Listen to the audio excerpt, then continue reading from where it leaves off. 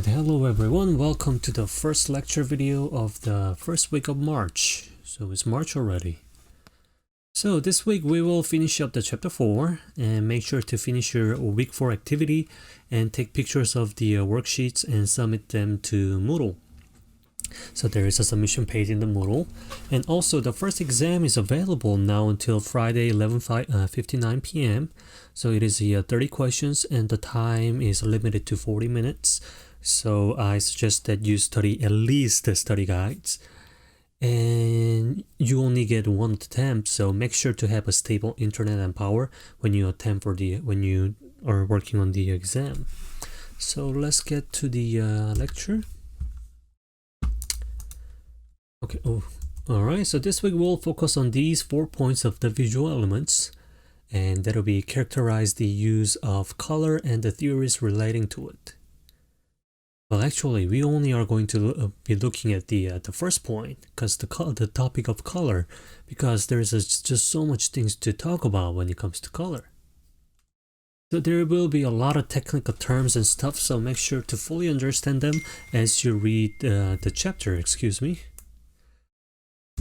Alright, color. So color is something that we are biologically programmed to be attracted to.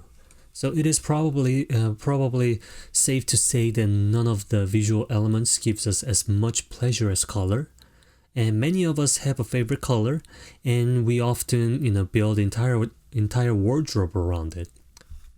I myself is a big fan of navy and tan color, especially those two together.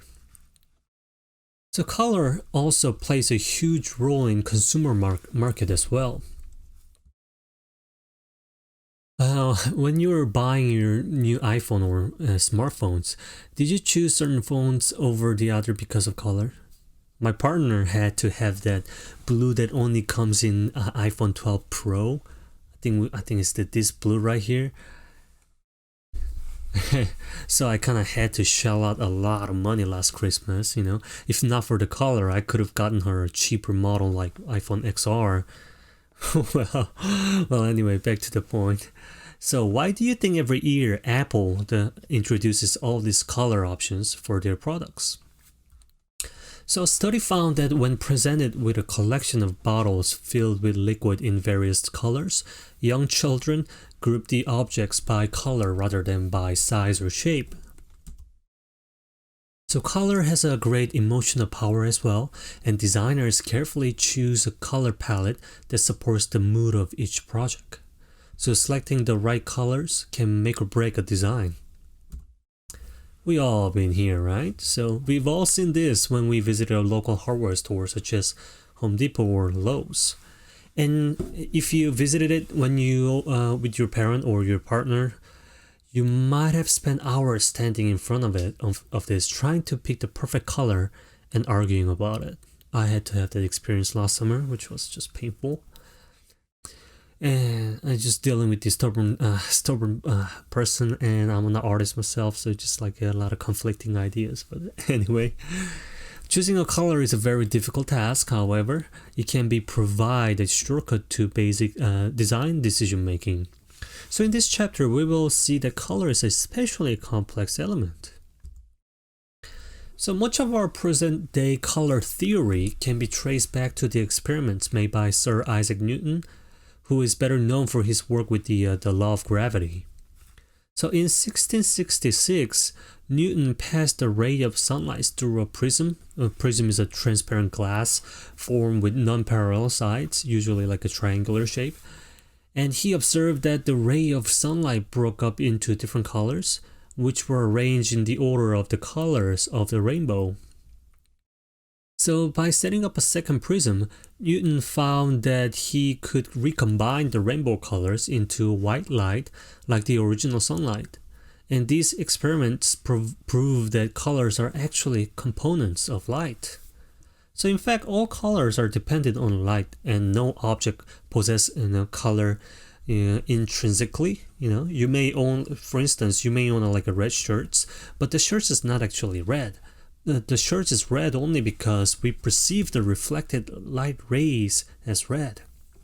So when light strikes the shirt absorbs all the color rays except the red ones, which are reflected, and our eyes perceives it as a red shirt. So if you take the color separated out by Newton's prism and add the transitional colors such as red-violet, we have this infamous color wheel. So there are three important groups of color that you need to know, and they are: first is primary color, red, yellow, blue, and they are called primary because they cannot be made by any mixture of other colors. Second is secondary colors, orange, green, and violet, and each is made by combining two primary colors. So if you were to take the red and blue, then you get the violet, and you take the red and yellow, you get the orange, yellow, and blue, you get the green. Third is intermediate colors, which are the product of a primary color and an adjacent secondary color. For instance, mixing yellow with yellow-green. So yellow and yellow-green, and you get the something else. Yellow and green, then you get this color. So we split this wheel right in the middle and call the left colors warm colors, maybe because of their association with, like, sunlight and firelight. And the other side, the blue-green leaning colors, they are cool colors, again maybe because of their association with sky, water, and etc. So color temperature can help to create the illusion of space as well. So under most circumstances, warm colors advance, meaning it pops out, and cooler colors recede. So Kenneth Nolan's A Warm Sound in a Gray Field clearly demonstrates this effect. So if you take a look at this example, the red ring with its light yellow halo pushes towards the viewers, while the blue-black circle in the center is acting as like a black hole, just sucking in and pulling the viewers inward. So the small red dot in the center of the composition further activates the void by creating another advancing shape. The temperature of color can also be used to create a strong emotional effect as well. So we looked at this example before. So between 1900 and 1904, our dear Pablo Picasso, we've talked about him too many times, I think, and he suffered from depression due to the death of his close friend, which had a huge impact on his painting style. And this period, our historian calls it the Blue Period. So during this period, Picasso painted scenes of poverty, isolation, and anguish, almost exclusively in shades of blue and green, alluding the artist's emotion and the psychological hardship that he was going through. So through use of the cooler color here, Pablo Picasso alludes the emotion of sorrow and agony through his painting. Alright, so let's take a look at the properties of color. What is color made of? So any color has these three properties: hue, value, and intensity. So hue is the name of a color, so it's just a fancier term for the color, and is according to the categories of the color wheel, and it is determined by its wavelength. So for example, red, blue, green, yellow are all hues. So when I say hue, I'm just being fancy for calling a color.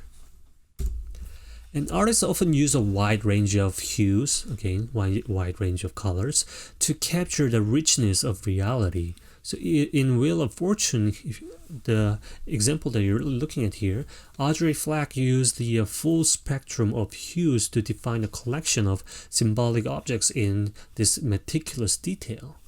So notice how colorful the work is. It packs the full spectrum of color, which makes the work look much more crowded than it actually is.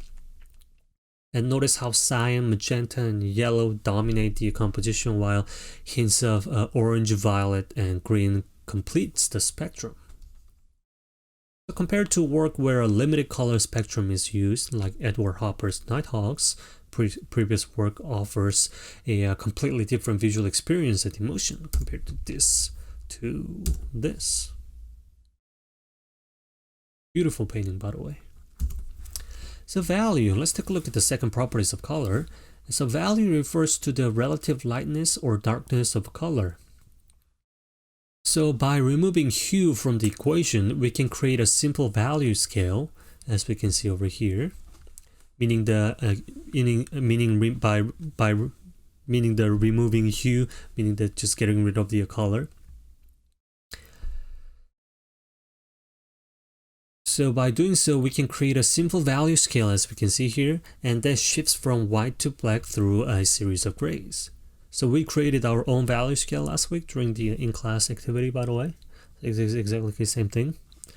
And the center column, which is this guy right here, B, shows that hues such as violet, blue, and green are inherently darker in value than are pure yellow or orange, meaning that if you were to take this photo into black and white, this will be much darker than this. So on the far right, it shows that a translation of color into value. So think of it as you were to take this image and give it a black and white filter on Instagram, it will all turn into these gray squares. So let me show you that real quick. Give me 1 second.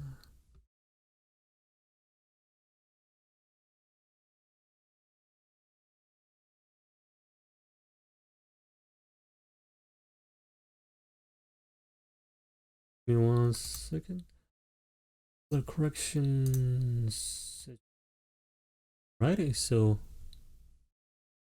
if I were to do this, you can see that you see what I mean. So the purple is much darker than yellow, and then those all the it used to be colors now is turning into this value. Let's turn quick. There we go.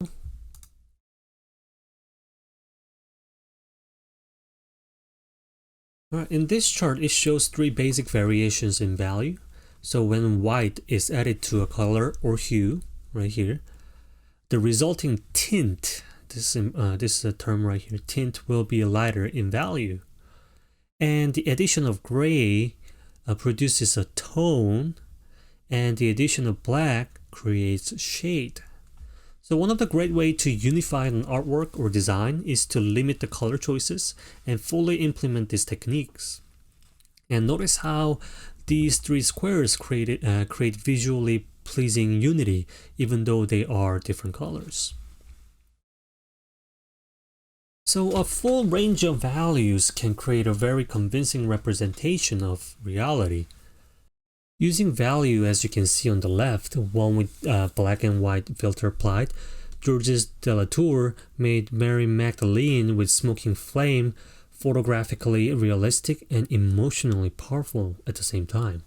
So in this work, gradation in value makes all the forms seem rounded and three-dimensional. So this is a good example of emphasis on use of value. Whereas in contrast, hue dominates Henri Matisse's green stripe. So the figure is surrounded by large blocks of red, green, and violet. So instead of using values, Matisse used the inherent value of each color to create three-dimensionality to the subject. So the avocado green dividing the line right here separates blocks of pink on the right and lime green on the left, half of her face, suggesting warmer and cooler aspect of her personality. And even her eyes and hair are painted in blue-black, adding yet more color to this expressive portrait.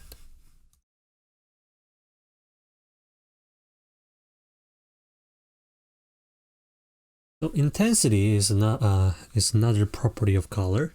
So intensity, saturation, and chroma all refer to the purity of color. So the primary colors are the most intense, meaning the purest. And when the color is mixed with other hue, the intensity or the purity gets weakened. So the chart on the right here represents the 3 intensity scales. The column on the left shows the most intense primary, secondary, and intermediate colors.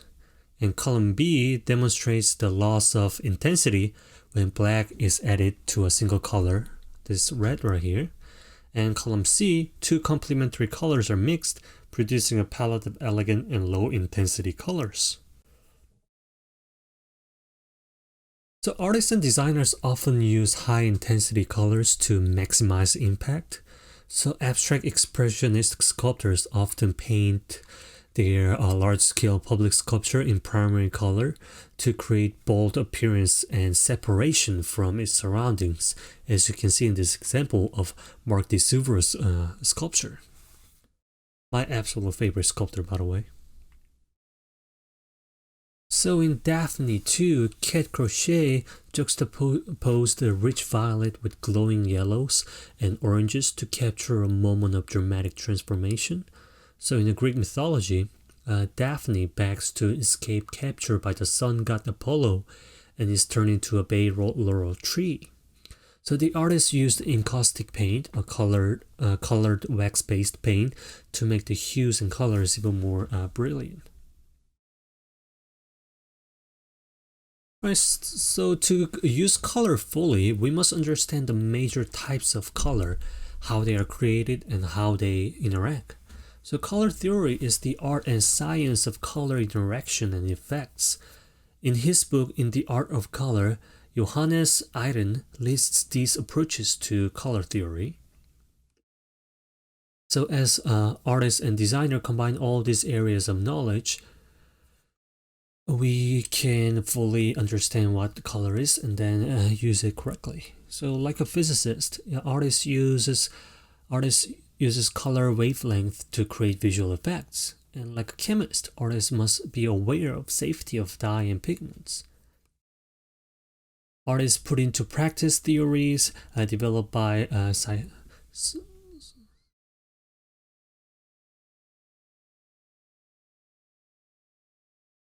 physiologists, and their communication and expression are strongly affected by the psychological impact of color.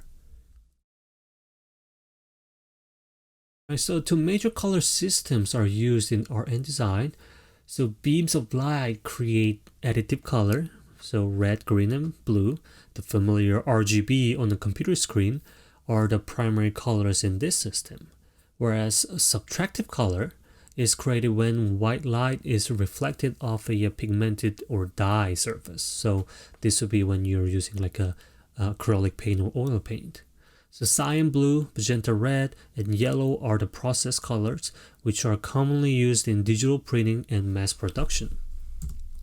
So in this image, it shows that how subtractive color is used to produce the image of both. So each color is separated, cyan, magenta, yellow, and black, and when they're combined together, you get this image as a completed image right here. And so this is exactly how the modern inkjet printers work, actually. Alright, so everything we just talked about color is to understand the concept of color harmony and disharmony. So relationship among colors are critical to the success or failure of a design, and this color harmony that we are about to look at really does help artists and designers to make good choices. So when I'm creating work of art and I'm in doubt, I always refer back to this theory and create a color scheme based on it. So monochromatic schemes use different tones from the same angle on the color wheel. So like we talked about it before while looking at this work right here on the right, this work of art, variations on a single hue are used in a monochromatic color scheme. So this color scheme is relatively easy to pull off since it does not introduce any surprise or imbalance within the color scheme or balance.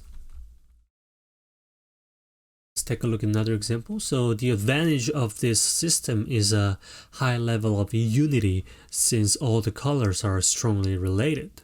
I mean, not even related, they're practically same hues. So Mark Tanzi's masterful discarding the frame is almost entirely composed of variations of blue. So the mysterious activity is depicted combined with the monochromatic color and raises questions rather than provides answers in this work. However, if not used correctly with this monochromatic color scheme, it might look boring because of the lack of variation.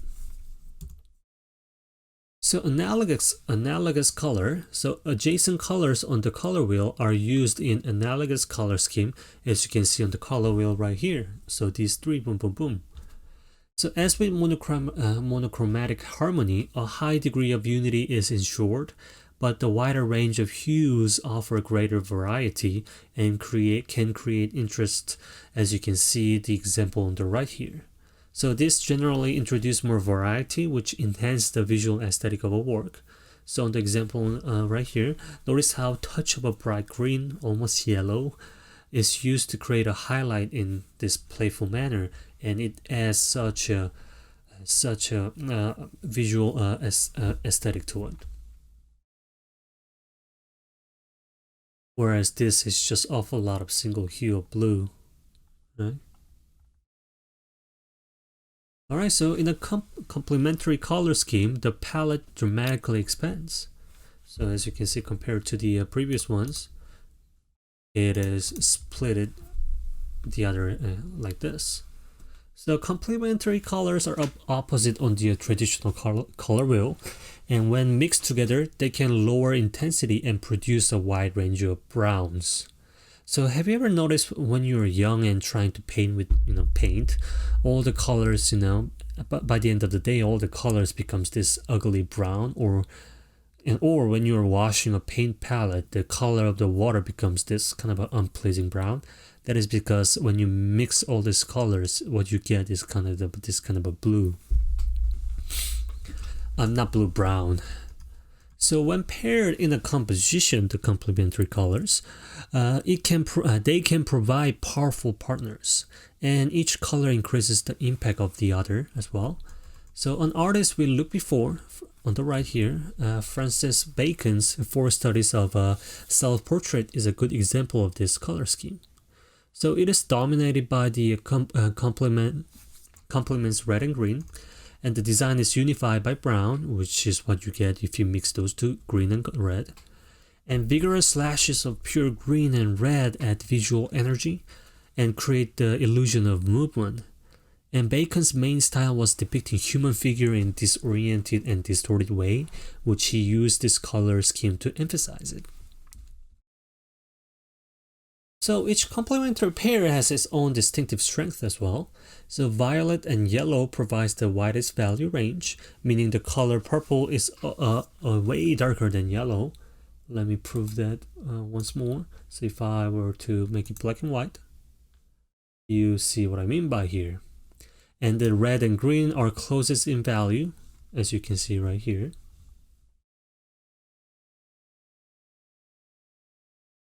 And orange and blue provides the widest range of variation in temperature. So orange is warm and blue is cold. So by mixing two complements plus black and white, artists can create a range of colors that begins to suggest the power of a full spectrum, because they're located to the opposite side of the color wheel. So this is another example of use of complementary color. So Van Gogh painted Cafe, Terrace and Night with using the orange and blue here. And with this color scheme, Van Gogh was able to depict the warm and welcoming cafe, which is completely separated by the cold of the night, which is depicted in blue, by the way. Alright, so let's take a look at another variant of complementary color scheme, where an added variation creates additional layer to the color scheme. So an even wider range of possibilities is offered by the split complementary color scheme here. And rather than pair colors that are in opposite position on the color wheel, the artist completes the scheme using the two colors on either side of one of the complements. So on the right, Georgia O'Keeffe's Jack in the Pulpit number 5 is dominated by rich greens and violets, with accents of yellow at the top of the composition and a vertical line of red just to the left of the center. So this is the great example of use of split complementary. Alright, next color scheme that we're going to be looking at is the triadic color scheme, and it pushes the choice even further apart, so that they are now in a triangular position, equally spaced around the wheel. So this is probably the hardest to pull off, personally, I think. and I was never been successfully mastered this scheme. And to be honest, I've never seen anyone doing it either, to be honest. I've never seen a work of art that looks decent with this color scheme, but I might be wrong. So despite the difficulty, artists and designers often use this scheme when variety and strong impact are needed. So if you take a look at this example on the right here, the brochure for UCLA Extension Open House, variations on yellow, green, red, orange, and blue, violet bring energy to the design, while the white area provides openness. But I think this is, personally, I think this is an ugly design, ugly colors as well. So like I said, I've never seen a successful implementation of triadic color scheme before. So let's talk about this harmony now. So selecting the right colors can make the difference between a visual disaster and visual delight. As a result, color harmony is the subject of endless books offering advice to artists, architects, and surface pattern designers, and so on. There are just literally a million books on it, and then a million theses and dissertation on this. So then, how about disharmony? So when disharmony is skillfully used, it can be just as effective as color harmony. So artists and designers often use disharmony when the subject matter is disturbing or when they require an unusual visual approach. So in the example on the left right here, Francis Bacon again, he used tans, grays, pinks, yellow, orange, and blacks to produce a painting that is as disturbing as it is somewhat beautiful. The colors in the body suggest disease, while the areas of black and yellow and gray create a room that is agitated and disorienting. So, using similar pinks, gray, black, and yellow, orange, Steve Quinn created a gentle evocation of memory in his Christmas poster. Here the words and images shift back and forth in space as fluid as a dream. Let's take a look at this example that we looked before. So, do you remember who made this, by the way? Well, it says on the poster. So, designed to call attention to a disparity in the number of exhibitions granted to male and female artists, this poster had to compete with other information displayed on walls around New York City. A witty image combined with jarring colors was just right in this case. This really pops and catches the attention. So as these examples demonstrate, the degree and harmony that the artists use must depend on the ideas behind the image and on the visual context in which an image will appear. Alright, so next visual element that we're going to be looking at is texture. So the surface quality of a two-dimensional shape or a three-dimensional volume is called texture. And texture is closely related to our sense of touch, the haptic sense, as well as our vision, and it can enhance the visual surface and conceptual meaning of a work. So when you encounter a dog or cat, what do? What do? We pet them, right? Because we do it because we enjoy the feel of the fur's texture against our hands. Also, you never wear an itchy wool sweater by itself on our bare skin. At least, we put on a t-shirts underneath to avoid the itchiness. Those are the worst, by the way.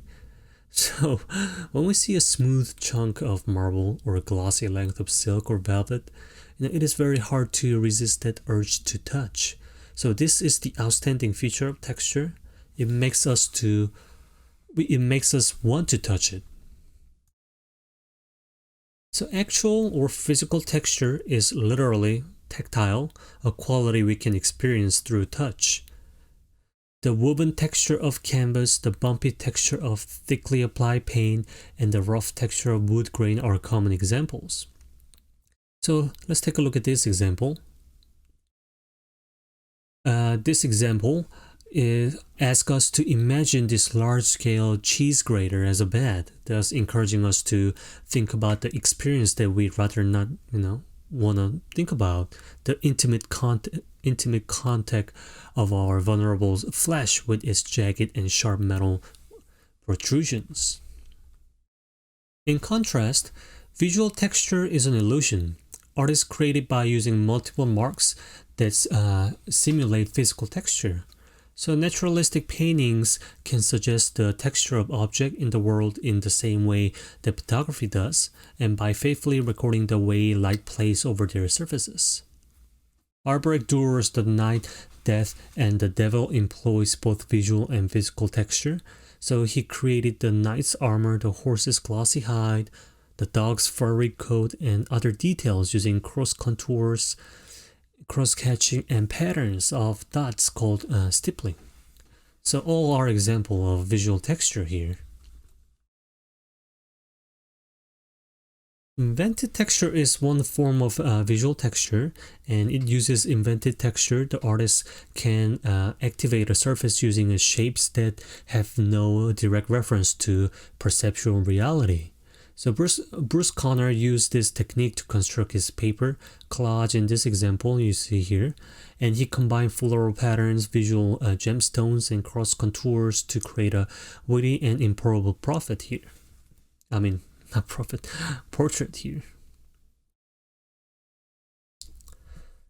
Cool things that can be achieved through use of texture is works such as this, and these are such as works like this is called trompe-l'oeil, a French term meaning to fool the eye.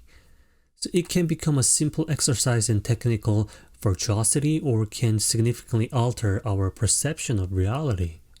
So by simulating architectural details, the artist created an amazing dialogue between illusion and reality, as you can see in this example here. So the building almost appears to peel away the surface of a conventional building to reveal the 4 Greek columns underneath. So this reference to the ancient source of many academic subjects is both arresting and thought-provoking. Next element that we're going to be looking at is space. So this is kind of a very hard concept to fully understand, and it's kind of what we call it space, it's like a really abstract idea. So we often associate the word space with emptiness or void, but the space in and around a work of art is not a void, and it is very much there. So three-dimensional space can be observed from sculpture, architectural, and all other forms with mass. And these works of art take their character from the ways in which they carve out volumes of space within and around them.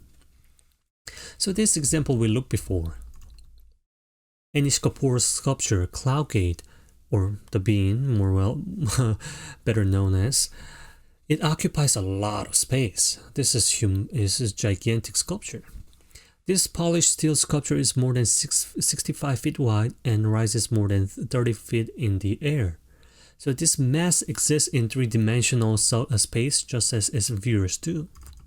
So when we look at this sculpture, we are also reminded of the real space where the sculpture is by looking at the reflection on the polished surface.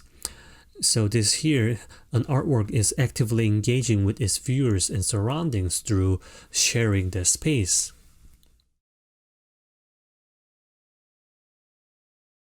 Let's take a look at this about this work of art, and then this is Sir Anish Kapoor, the creator of the Cloudgate.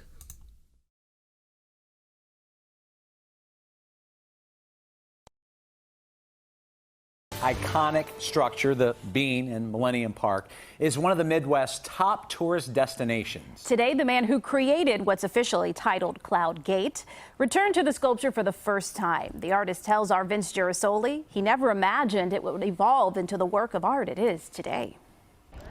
At any given time, you'll find countless people snapping photos and interacting with the mirrored surfaces of Chicago's Bean.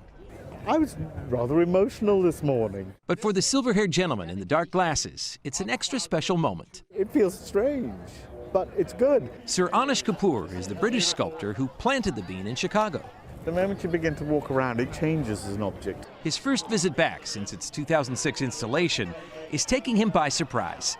Did you expect you'd feel that way? No, I thought I knew it. And weirdly, I kind of don't. 11 years ago, selfies weren't an everyday occurrence. The bean is now the backdrop in tens of millions. Thousands of wedding parties stop by as well. Impact's not lost on Kapoor. I think about this idea of real engagement. People come here, take a selfie, but are actually involved in the object and therefore with each other. Yes, I did. Look at him jump. The usually reserved Kapoor, caught up in the moment, even playfully jumped for street photographer Susan Romano. To have him jump for me is like the icing on the cake, on the bean, I guess I should say. In a vertical city, it's very hard to compete.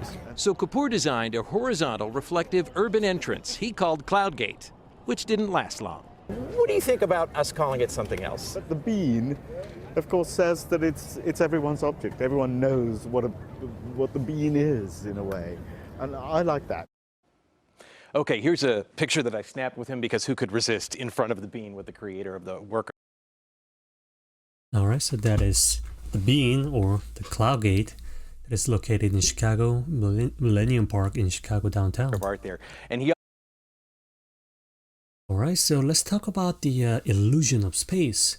So if architecture and sculptures exist in a three-dimensional space, or rather say an actual space, what about two-dimensional work of art?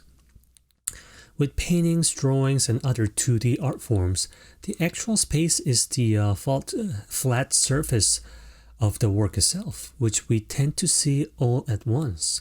And this literal surface is called the picture plane. So the sense of space in 2D work can be created through different illusions of space, such as a linear perspective, as you can see in this example right here.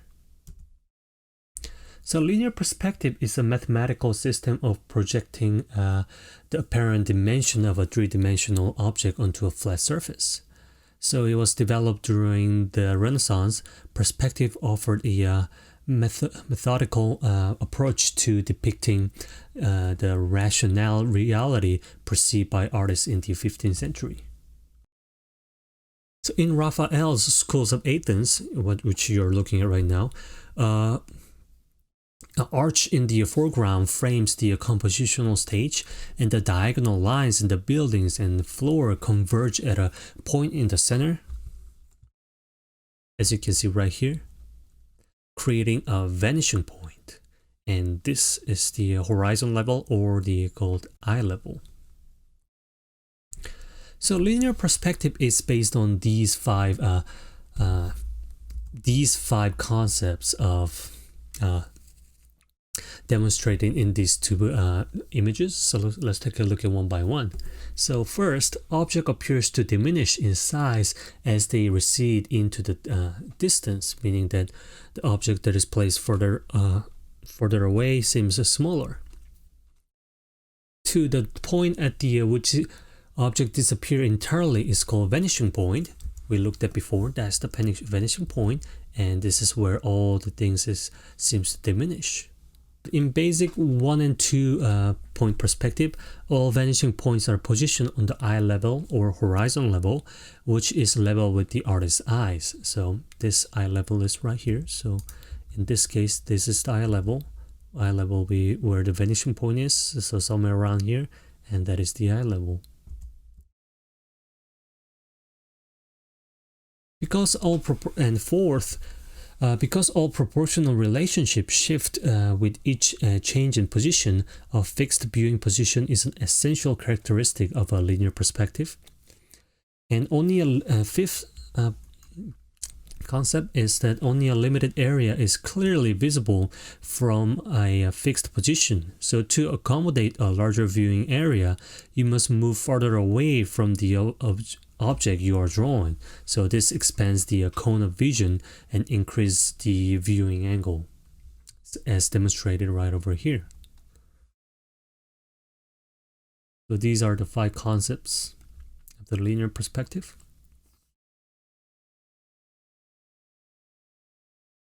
So artists use one-point perspective to represent a straight frontal view of a scene.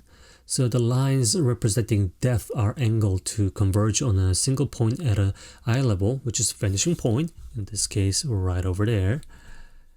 and is representing and the lines representing heights are perpendicular to the horizon line. So vantage point is right here, and the horizon line is where the horizontal line that is parallel to the frame is located at. So that'll be right over here, and all the vertical lines representing heights is perpendicular to the horizon line. So let's take a look at the familiar example here. So The Last Supper by Leonardo da Vinci. So do you see the diagonal lines pointing towards the vanishing point? And where is the vanishing point here? And how Leonardo uses to emphasize this painting subject matter. So there's some of the questions that I want you to figure out yourself. Alright, so two-point perspective is effective for representing an object that is angled in space. So in the last week's activity, we draw a cube, and then we shaded the cube, and that cube was drawn in this two-point perspective because I wanted to show all the three sides. So a cube drawn in two-point perspective will not have any lines positioned parallel to the horizon line. Instead, the lines representing depth and width are angled to converge on two vanishing points, as demonstrated right over here. So as you can see, this horizon line, the eye level line, nothing is parallel to this line right here. So because it is effective in showing both the front and side of the structure, it is often used for diagrams and architectural drawings, as you can see in this example right here. And the next is going to be the three-point perspective. So in 1 and 2 point perspective, the lines representing height are perpendicular to the horizon line. But here in 3-point perspective, these lines are tilted so that they converge on the third vanishing point, as you can see in the diagram. So this can be used to exaggerate the sense of space and to represent a unique point of view, such as bird's eye or worm's eye view.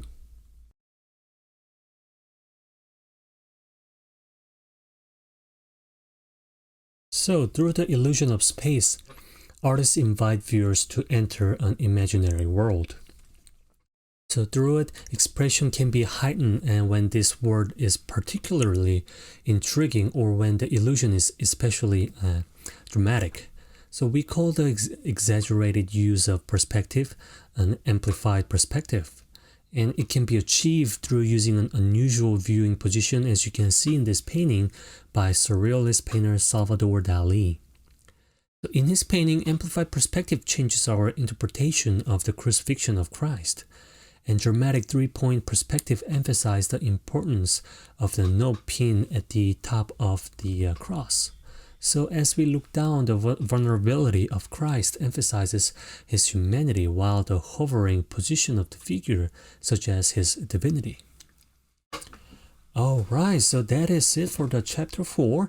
And this week, make sure that you take the exam 1, that is going to be open until Friday 11:59 p.m. So I suggest that you take it right away, because as soon as possible, because if you run into like a technical difficulty, you'll have a time to respond to that. All right, so if you have any questions, just let me know. And yeah, so I'll see you guys on the next week's lecture.